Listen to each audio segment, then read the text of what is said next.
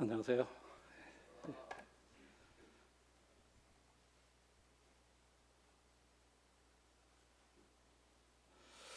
저희들이 3주 동안에 걸쳐서 하나님 말씀이 우리 개인들하고 어떻게 연결이 되나 하는 그런 부분들을 이제 살펴보고 있습니다.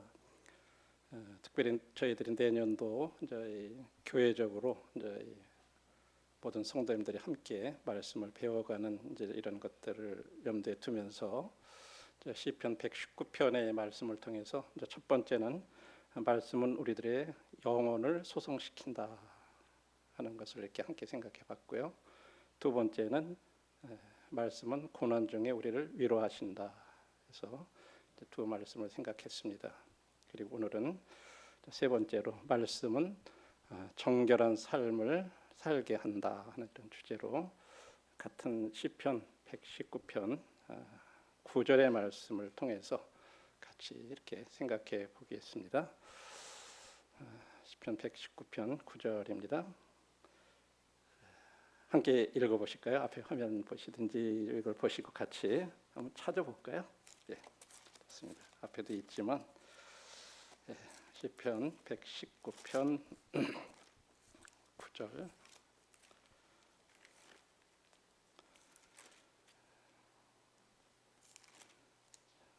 빨리 못 찾네요. 시작. 청년이 무엇으로 그의 행실을 깨끗하게 하리까? 주의 말씀만 지킬 따름이니이다. 이 말씀 딱 이렇게 읽으면 먼저 딱 생각하는 게 어떤 것이 이렇게 떠오르세요? 이 말씀 청년들한테 하는 말이야. 그렇죠? 그죠? 청년이 무엇으로 그 행실을 깨끗하게 했냐? 그러니까 이건 청년 때 한참 그런 혈기와 정욕과 뭐 이런 것들이 많으니까 그런 거를 막 억제하고 이렇게 하려면 말씀밖에 없어. 이제 이런 말씀으로 일단 우리에게 딱 다가올 거예요, 그죠? 예.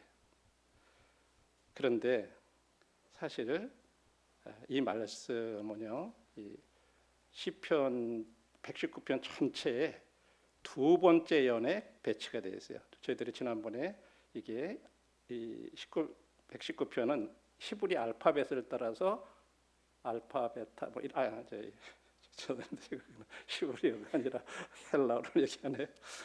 히브리어를 그 A, B, C, D 우리 영어로 같은 그래서 B에 해당되는 이제 이 두 번째가 9절부터는 이제 두 번째 연에 시작 8절씩 끝나요. 그래서 22연 이렇게 돼 있어요. 히브리 알파벳이 22글자로 되어 있기 때문에. 그런데 앞부분에 이 9절이 배치된 그리고 그것도 어떤 식으로 했냐면 질문 형식이에요. 청년이 무엇으로 그의 행실을 깨끗게 하리까? 이렇게 질문하고 거기에 대해서 또 답을 해요. 주의 말씀만 지킬 따름이니이다. 그래야 가능하다. 이런 얘기하죠. 그죠? 그래서 어떤 우리 인간의 윤리적인 고민과 어떤 신앙적인 해답을 동시에 제시하는 어떤 시편 119편의 아주 또 핵심 구절이에요. 그러면서 이 질문 자체는요, 내가 나를 어떻게 통제를 해가지고 내가 진짜 깨끗한 삶을 살아가고 정결한 삶을 살아갈까 하는 그런 문제를 지금 하는 이 질문이 아니에요. 내 삶의 방향과 기준을 어디에 둘 거냐 하는 사실은 그런 질문이에요. 우리가 그런 관점에서 이 말씀을 접근하면요, 이 달라져요.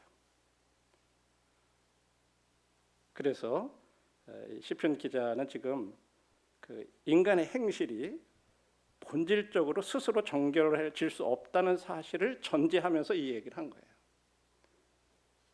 정결의 근원을 우리들의 인간 내부에서 이렇게 아닌 하나님 말씀에서 이렇게 찾고 있다고 하는 것입니다. 그러면서 그 답이 뭐라 그랬죠? 주의 말씀만 지킬 따름입니다. 여기서 중요한 건 나중에도 다시 한번 설명을 드리겠지만 이 지킨다고 하는 이 동사는요, 단순히 그냥 어떤 하나님 말씀에 요렇게 이건 하고 이걸 말고 하는 그런 규칙을 준수한다는 그런 의미가 아니에요. 말씀을 어떤 삶의 경계로 삼고 내 삶 전체를 그 말씀 안에 두는 태도를 가리키는 그런 단어예요. 이게 굉장히 중요한 의미가 있어요. 우리는 벌써 이 말씀을 딱 읽으면 지킨다니까 뭔가 규칙을 준수해야 된다 이렇게 받아들여지는 거예요. 그런데 이 말씀의 원래 그 동사에 지킨다는 히브리어는요, 말씀을 어떤 내 삶의 경계로 딱 이렇게 삼고 내 삶 전체를 그 말씀 안에 두는 그런 태도를 뜻하는 그런 단어입니다. 저도 이 말씀을 이렇게 공부하면서 저도 어떻게 보면 규칙을 준수하는 거, 청년들이 어떻게든지 하나님 말씀에서 말하는 그런 것들을 다 지켜야만 정결하게 될 수 있고, 그런 쪽으로 사실 많은 생각을 해왔고 이 말씀을 그렇게도 적용을 했고 그렇게도 전하기도 하고 가르치기도 하고 그랬었는데, 제가 이런 부분들을 공부하면서 다시 좀 많이 생각을 하게 됐어요. 그래서 말씀은 윤리적인 행동을 규제하는 그런 외적 법이 아니라 내 삶의 방향을 결정하는 내적 기준이 된다고 하는 거예요. 그래서 이 119편은요, 여기서 말하는 정결이라 그럴 때는 뭐 금력이라든지 자기가 자기 자신을 잘 수양한 그런 결과로 있는 것이 아니라, 정결이라고 하는 것은 말씀 안에 머무는 관계에서 맺어지는 열매라고 하는 거예요. 이게 굉장히 중요한 포인트예요. 내가 막 안 하고 막 내 자신을 갖다 어떻게 해가지고 이루는 그런 것이 아니라 하나님 말씀 안에 내가 머물면서 주님과의 그런 관계 속에 맺는 열매라고 하는 거예요. 그래서 말씀은 죄를 감추는 어떤 가면을 벗기고 이제 외식하고 그러는 것이 아니고, 동시에 정죄가 아닌 인도하심으로 우리 인간을 이끈다고 하는 거예요. 그래서 말씀이 내 삶의 기준이 될 때 인간은 스스로 미워하지 않아도 돼요. 내가 그런 사람처럼 아주 이런 사람처럼 이렇게 나타내 보이려고 할 필요가 없다는 거예요. 또 하나님의 길 위에서 계속해서 우리가 새로워질 수 있다고 하는 거예요. 말씀이 내 삶의 기준이 될 때, 이게 굉장히 중요해요. 자, 그래서 이제 서론 배경을 이렇게 말씀드리면서 이제 서론적인 말씀을 드리면, 정결에 대한 우리 인간들의 오래된 질문이 있어요. 그건 나는 어떻게 하면 바르게 살 수 있는가? 성도님들, 우리 인류의 역사에 계속 반복되어서 온 질문 가운데 하나가 바로 이거예요. 나는 어떻게 하면 바르게 살 수 있을까? 이 질문은요, 우리 지금 기독교나 다른 종교나 이런 종교 이전에 우리 인간 실존의 질문이에요. 또 신앙 이전에 우리 양심의 질문이에요. 그래서 믿지 않는 사람들도 어떻게 하면 내가 올바로 살아가지? 하는 그런 질문을 오랫동안 해왔던 거예요. 그런데 거기에 대해서 사람들은 이렇게 나는 어떻게 하면 올바로 살 수 있을까? 이런 것이 역사적으로 이렇게 질문을 했다면, 이 시편 기자는요, 119편 9절에서 이 질문을 아주 매우 직설적으로 지금 질문을 한 거예요. 청년이 그 무엇으로 그 행실을 깨끗게 하리까? 그러니까 이 질문은 그냥 단순히 도덕적 호기심, 어떻게 하면 그렇게 할 수 있을까? 청년들이 진짜 그렇게 삶을 정결하게 할 수 있을까? 어떤 그런 호기심의 질문이 아니에요. 이 질문은 삶의 방향을 이제 막 설정해야 하는 사람이 느끼는 근본적인 불안의 표현이에요. 나는 왜 이럴까? 왜 안 될까? 그러고 싶은데 안 될까? 하는 어떤 그런 내적으로 불안한 어떤 그런 것에 대한 표현이라고 하는 거예요. 그리고 이 질문은 단순히 청년기라고 하는 특정 연대를 지칭하는 것이 아니에요. 아까도 우리 처음에 제가 서두에서 말씀드렸잖아요. 이 말씀 처음 대하면은 이건 누구한테 하는 거라고 생각해요? 청년들한테, 그렇죠? 사실은 이것은 우리 인생의 길을 이제 막 걷기 시작한 사람, 다시 말해서 방향 설정이 가장 중요한 시점에 놓인 사람, 그들의 실존적인 물음을 대표한다고 하는 거예요.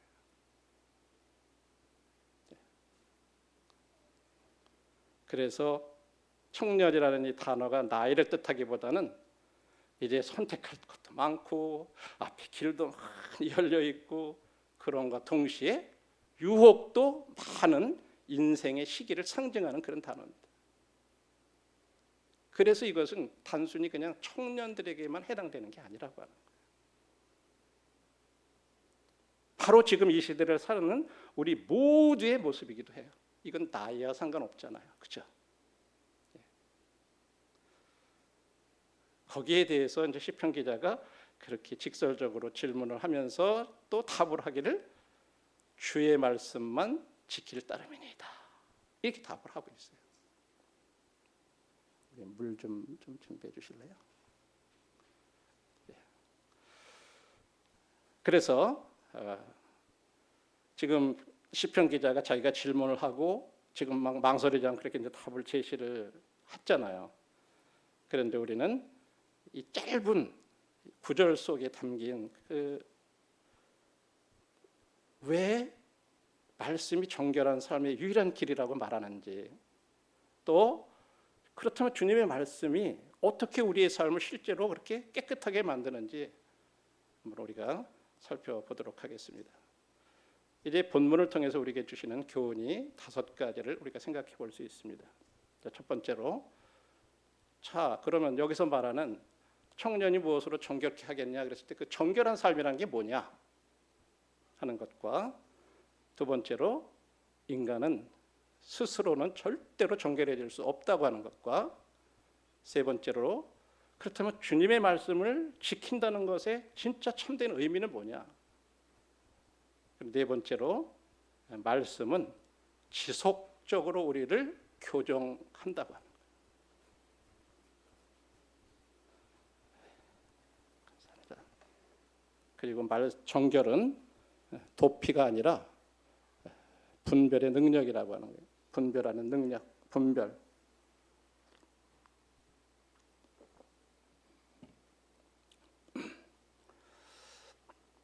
첫 번째, 정결한 삶이란 무엇을 의미하나?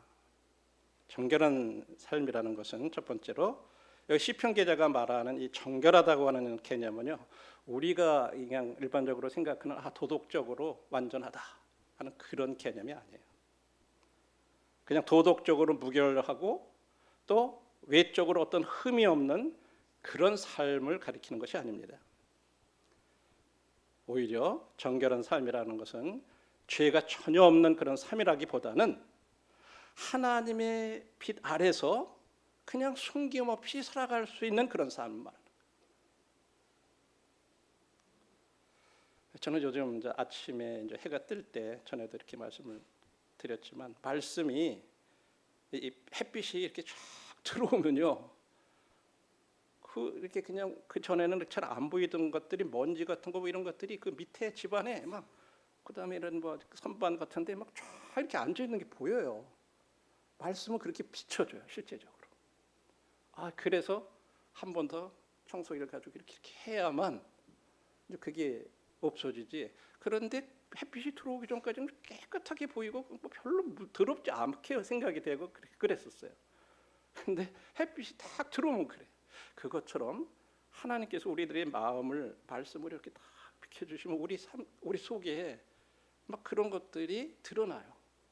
나는 괜찮다고 생각하고 그렇게 살아갔는데 말씀이 싹 들어오기 시작하면 그렇게 돼요. 그런데 그렇게 비춰주셨는데도 불구하고 그 앞에서 내가 그런 것들을 감추려고 그러고 덮으려고 그러지 않고 그냥 숨김없이 살아갈 수 있는 그런 삶. 이게 무엇을 말할까요? 실수가 전혀 없는 그런 삶이 아니라 숨길 것이 없는 삶. 하나님의 빛 아래서 부끄러움 없이 걸을 수 있는 그런 삶. 이런 삶이 정결한 삶이라고 하는 거예요. 이것을 이해하는 것이 굉장히 중요해요. 왜냐하면 정결을 완벽함이라고 그렇게 오해하는 순간부터 신앙은 진짜 나는 도저히 안 돼 하면서 좌절하게 돼 있어요. 그렇지 않습니까? 나는 안 돼. 나 같은 사람은 내가 안 돼. 이렇게 되는 거예요. 성결은 정결을 관계적인 성경에서는요, 말씀은 성결을 관계적인 개념으로 이해를 하고 있는 거예요. 그래서 우리를 다 이렇게 비춰주시고 그런 걸 보여주시고 이런 나인데도 불구하고 하나님께서 자기 아들을 통해서 이런 모든 나의 것을 다 감당해 주셨구나. 그리고 나를 자녀로 받아주셨구나. 나를 사랑하시는구나. 이런 것을 생각하면서 오히려 더 가까이 나가는 거예요. 이게 관계예요. 내가 부끄럽고 이런 것이 있는데도 불구하고 그 앞에 우리들이 나갈 수 있는 거예요. 그래서 정결이라고 하는 것은 하나님의 말씀이라는 기준 안에 나의 삶을 지속적으로 정렬하는 과정이라고 이렇게 표현을 해요. 여기 정렬한다는 표현은요, 영어 표현으로는 얼라인먼트를 한다 이런 표현을 쓰는데 기계 공학을 하신 분들은 그게 이제 무슨 말인지 알아요. 펌프 같은 거를 이렇게 돌리거나 그럴 때 보면요, 이 모터에서 축이 있고 펌프에서 축이 있고 이제 가운데 이제 이렇게 그걸 딱 연결해가지고 이 중심이 딱 맞도록 안 하면요, 이게 우다다다다다 하면서 이렇게 안 돼요. 그래서 그 기준에다가 중심 축에다가 딱 맞춰야만 잘 돌아가게 됩니다. 정결이라고 하는 것은 그 하나님의 말씀이라는 기준에다가 내 자신을 갖다가 지속적으로 맞춰가는 과정이라는 거예요. 그래서 정결은 결과가 아니라 과정이고 성취가 아니라 방향성이다 이렇게도 표현을 해요. 자, 이것이 첫 번째로 정결한 삶이라고 하는 것이 완벽하게 도덕적으로 내가 그냥 완전한 어떤 그런 것이 말하는 게 아니라 죄를 하나도 안 짓는 거, 그게 정결한 삶을 의미하는 것이 아니라 하나님의 말씀에 내 자신을 갖다가 맞춰가면서 내 있는 모습 그대로 하나님 앞에 나가도 그 빛 가운데 나가도 부끄럽게 생각 안 하고 살아가는 그런 사람들, 이것이 정결한 삶의 의미. 그래서 시편 기자가 청년이라고 그럴 때도 그냥 우리들 아까도 말했듯이 그냥 나이 많은 젊은 사람들만 아니에요. 진짜 막 뭔가 포부도 있고 뭔가 이렇게 모든 게 열려 있고 가능성이 있고 동시에 많은 유혹도 받고, 그래서 무엇인가를 결정해야 되는, 내가 어디로 가야 되는가, 이런 사람들에게 이 말씀이 바로 우리들의 삶을 이끌어준다는 거예요. 자, 그리고 시편 기자는 또 이렇게 얘기하죠. 청년이 무엇으로? 라고 이렇게 질문을 했을 때 그 질문 속에서는요, 이미 우리 인간은 스스로 깨달을 수 없다는, 깨끗해질 수 없다, 정결해질 수 없다고 하는 어떤 그런 전제를 담고서 무엇으로 이렇게 얘기합니다. 그래서 인간은 스스로 정결해질 수가 없어요. 그래서 그렇게 질문한 다음에 시편 기자는 너가 열심히 하면 돼, 하면 돼, 이렇게 제시를 하지 않아요. 인간의 의지나 결단을 정결의 근거로 제시하고 있지 않아요. 왜 그럴까요? 저나 형제자매들, 우리 마음 그렇잖아요. 언제나 자기 합리화에 능하잖아요. 뭐 이렇게 하면 이래서 그랬고 저렇게 하면 저래서 그랬고요. 우리들은 모든 거에 대해서 다 이렇게 저렇게 다 얘기할 수 있어요. 자기 합리화 얼마든지 할 수 있어요. 그렇죠? 또 욕망에 약해요. 아무리 믿음이 좋고 뭐 한 사람이라도 그런 환경에 가면 넘어가요. 또 환경에 쉽게 동화가 돼요. 이런 환경 저런 환경이 되면 거기에 맞춰서 우리들의 마음은요 수시로 바뀌어요. 어떤 때는 참 하늘을 막 날아갈 것 같이 하다가 막 다음 날은 그냥 저 곤두박질 쳐가지고 그래. 우리 마음이 뭐 수시로 그렇잖아요. 우리 감정이 그렇고요. 그래서 우리 사람은 스스로는 절대로 정결해질 수 없다고.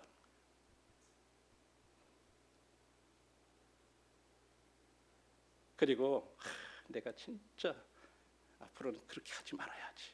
하고 한번 그렇게 결심했다고 깨끗해지지 않아요. 일단 진짜 나는 그냥 오기로 난 이제 어떻게든지 해보겠다고 하는 그런 강한 의지로도 오래 버티지 못해요. 그래서 저희들 그런 얘기들 가끔 하시잖아요. 이제 우리 연초 되면은 뭐 경건의 일기도 이제 노트도 나눠주고 써보자 그러면 뭐 꼭 나오는 말이 뭐예요? 작심? 우리 아주 익숙해요, 그렇죠? 작심 삼일. 그 뭐예요? 뭐 우리가 이제 그래 나도 이제 안 돼. 올해부터는 진짜 내가 어떻게든지 간에 막 이렇게 말씀 읽고 내 진짜 안 한대. 그런데 가다가 하루 이제 빠졌어. 그래서 이러면 안 되지 하고 그냥 막 그 다음 날은 그나마 그래도 어떻게 해서라도 막 채워가지고 그저 이틀째 해놔요. 그렇게 이제 어떻게 가다가 또 한 번 또 그래. 또 한 번 그래. 그러면 이게 한 개, 두 개 늘어나면 아휴 이제는 이거 언제 채워? 안 돼. 그러면 그냥 뒤에 것까지도 포기해. 그런 거 많이 경험했잖아요. 강한 의지로 버티는 게 아니에요. 그래서 이 시편 기자가 이 사실을 자꾸 알고 있었기 때문에 자기 자신의 의지나 결단을 갖다가 해야 정결하게 할 수 있다. 그런 해결책을 제시하지 않는 거예요. 그리고 뭐라 그래? 오직 주의 말씀만이, 하나님의 말씀만이 거기에 대한 해결책이다. 라고 그렇게 제시를 하고 있는 거예요. 그래서 세 번째는 어떤 교훈이냐면 두 번째 계속이네요. 주의 말씀만 지킬 따름이다.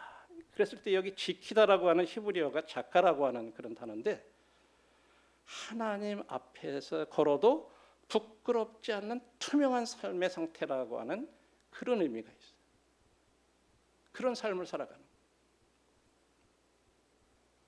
하나님 앞에 걸어도 아까도 말씀드렸듯이 부끄럽지 않은 그런 투명한 삶이 중요한 거예요. 나를 감추려고 그러고 막 내 스스로를 미화시키려고 그러고 전혀 그런 게 아니에요. 그냥 있는 모습 그대로 하나님 앞에 나서는 거예요. 그래서 지킨다는 말은 규칙을 억지로 준수한다 하는 그런 뜻이 아니라 아까도 말씀드렸지만 말씀을 내 삶의 어떤 경계로 바운다리로 이렇게 삼고 그 바운다리 안에 내 자신을 머물게 하는 그 행위를 가리켜서 지킨다고 이렇게 얘기해요.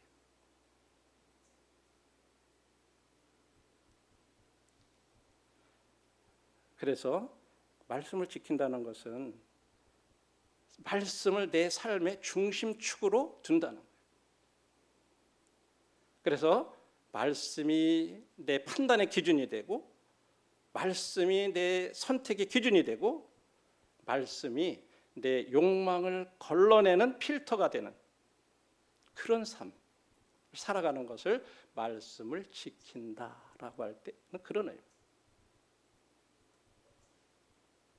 그래서 정결은 내가 어떤 것을 잘 지킨 그 규율을 잘 지킨 결과가 아니라 말씀과 동행하는 삶의 열매라고도 이렇게 얘기를 해요. 그래서 말씀은 우리를 통제하기 위해서 주어지신 것이 아닙니다. 말씀은 우리를 보호하기 위해서 주어지신 거예요. 혹시 등산을 좋아하시는 분들 막 가파른 산이라든지 이런 데 올라갈 때 보면 뭐 우리 이제 그거는 좀 뭐 등산 안 하신 분들은 별 이해가 안 되겠지만 우리 그냥 가까이 여기 울기등대 같은 데만 가도 거기 가다 보면 바다 같은 데라든지 이런 데 그 가야 돼 보면 가드레일이 쫙 이렇게 있잖아요. 그죠? 그런데 그건 별로 실감이 안 가지만 진짜 그 절벽 같은 데 이렇게 올라가고 가파른 데 갈 때 보면 옆에 난간들이 있잖아요. 그런 난간은요 우리의 자유를 빼앗는 게 아니에요. 오히려 난간이 없으면 떨어질까 봐 조심조심하고 막 그러잖아요. 그런데 난간이 있을 때 우리가 자유롭게 걸을 수 있어요. 왜? 이것이 나를 보호해 주기 때문에. 나를 그렇게 묶는 게 아니에요. 오히려 내가 떨어지지 않게 지켜주는 경계가 되는 거잖아요. 그죠? 근데 우리들은 일반적으로 말씀은 나를 막 제한하고 뭐를 못하게 하는 것 같고 이런 생각을 갖게 돼요.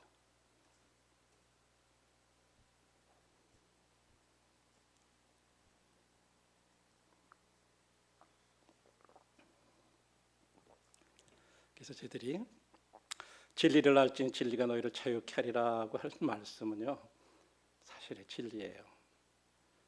우리는 진리가 우리를 속박한다고 생각해요. 그것대로 살아가고, 그러니까 뭔가 그걸 지켜야 된다고 생각하기 때문에 항상 그런 거예요. 그것이 나를 보호해 준다고 생각할 때 다른 거예요. 그렇죠?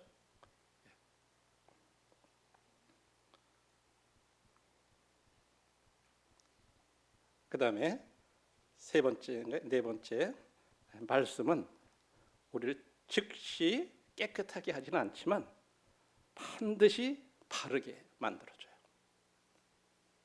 우리가 말씀 한 번 읽는다고 그래가지고 우리 삶이 바뀌거나 그러진 않아요. 그렇지만 지속적으로 우리를 바꿔가요. 이게 굉장히 중요해요. 저는 개인적으로 우리 자매님들이 화요일 날 이렇게 나누는 말씀 간단히 공부하고 나서 이렇게 이제 돌아가면서 쉐어링 한다고 그러잖아요. 그런 걸 이렇게 들으면서 1년을 이렇게 지나면서 진짜 이 말씀이, 저는 이 말씀 그대로, 말씀은 우리를 지속적으로 변화시켜 간다고 하는 것을, 이게 이론이 아니라고 이렇게 생각해요. 우리들의 생각을 계속해서 하나님의 말씀이 아까 말한 대로 맞춰 나가게 돼요. 그렇게 노력하고 그런 마음의 자세를 갖고 그런 모습들을 볼 수가 있어요.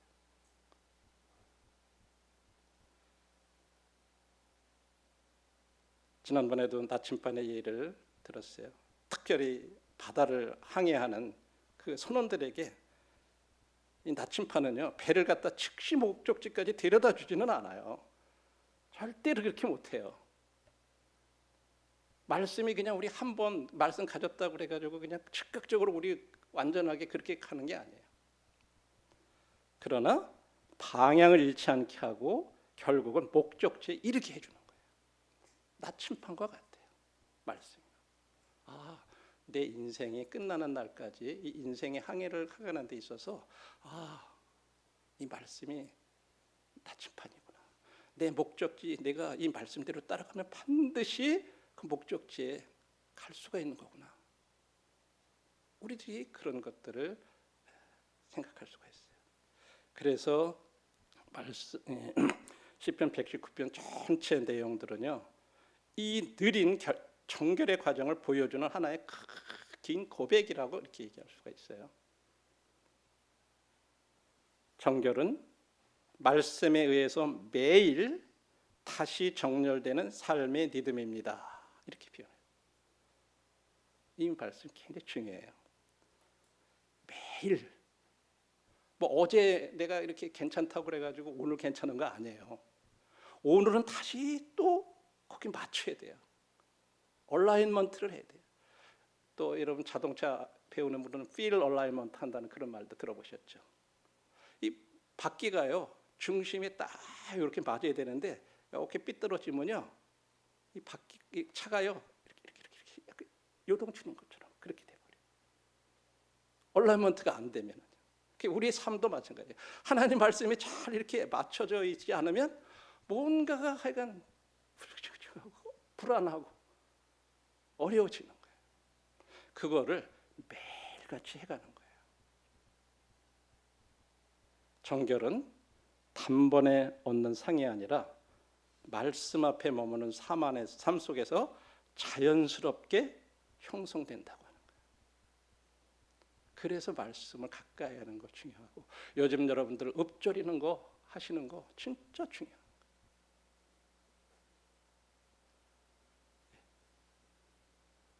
단번에 얻어지는 게 아니라고 하는 거예요. 우리가 말씀 앞에 계속 머무는 삶 살아가면, 예를 들어서 내가 어떤 거를 막 안 해보려고 그러고, 나 이거 이런 습관 나빠서 하지 말아야지, 이거 보지 말아야지, 이거 안 해야 되겠지, 막 그거 고민하고 그러는 게 아니라, 여러분들이 말씀으로 그거 이렇게 계속해서 생각하고 이러면요, 내가 그거를 막 안 하려고 그래서 안 되는 게 아니에요. 저는 그게 뭔지 알아요. 제가 축구를 너무 좋아했거든요. 젊었을 때 제가 진짜 밥 먹는 것보다 좋아했어요. 얼마나 좋아했는지. 그냥 그러게 이제 주님을 알고 났는데, 이게 주일날도 이거 공 차는 것만 하면 막 머리가 막 공이 휙나나고 막 패서 막 이런 게 휙휙 돌아다니고 막. 그래서 막 주님 앞에 기도해보고 주님 저도 좀 이거 이러지 않았으면 좋겠. 암만 해도 안 돼요. 또 그것만 공만 보면 그냥 막 가서 하고 싶은 거예요. 진짜 좋아했거든요. 제가 진짜 이 발톱이요, 이 엄지 발톱이 남은 이렇게 제대로 이렇게 된 데가 없어요. 조금 이렇게 나가지고 하려 그러면 또 하다 보면 거기에 막 밑에 물집 잡혀가지고 또 빠지고. 그러면 좀 당분간 못 하잖아요. 아파가지고. 겨우 해가 날만 하면 그거 안 해야 되잖아요. 밀어내야 되잖아요. 근데도 또 하게 돼요. 진짜 안 돼요. 그런데 점점 내가 그거를 안 하려고 그런 게 아니라 이제 성도들하고 교제하고 청년들 교제하는 시간 이런 것들이 이제 점점 많아지면서 이제 말씀 안에서 이렇게 교제하다 보니까 그런 것들이 이제 조금 덜 하면서 그 안 하게 됐죠. 물론 지금도 공만 보면 막 할 것 같은데 그런데 몸은 안 따라가더라고요. 절대 안 돼요 보니까.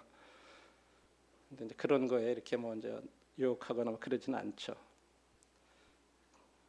자, 그리고 이제 정결한 삶은요, 도피가 아니라 분별이라고 하는 거예요.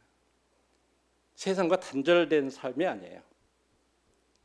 오히려 세상 한가운데에서 말씀이라는 기준을 잃지 않는 그런 삶이 정결한 삶이에요.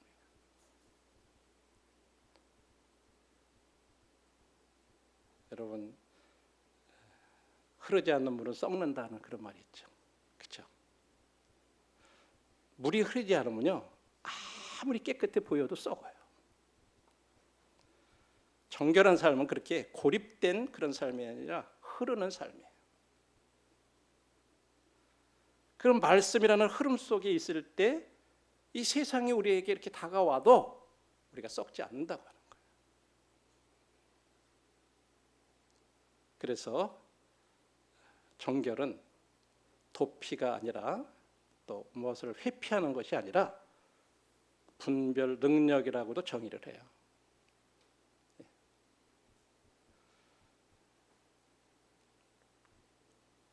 이제 결론의 말씀을 드리면요, 정결한 길은 말씀 안에서만 열린다고 하는 거예요.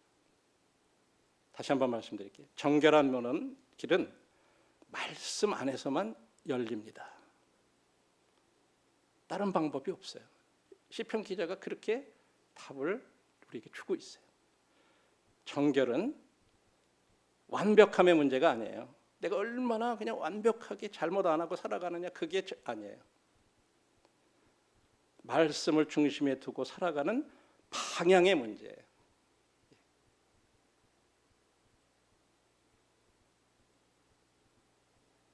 말씀은 우리를 억압하지 않고 우리를 지켜줘요.